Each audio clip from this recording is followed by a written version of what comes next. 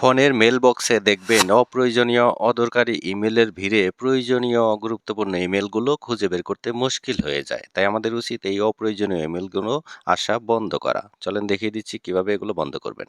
তো তার জন্য আপনাকে ইমেলটি ওপেন করতে হবে।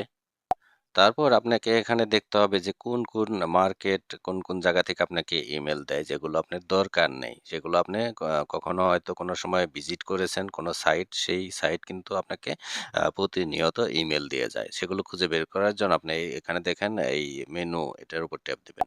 ট্যাপ দেওয়ার পর এখানে দেখেন ম্যানেজ সাবস্ক্রিপশন, ঠিক আছে? এটার উপর ট্যাপ দিবেন।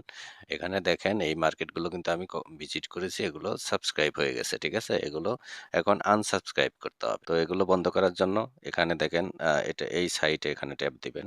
এটা আমার দরকার নেই। ট্যাপ দেওয়ার পর এখানে দেখেন আনসাবস্ক্রাইব।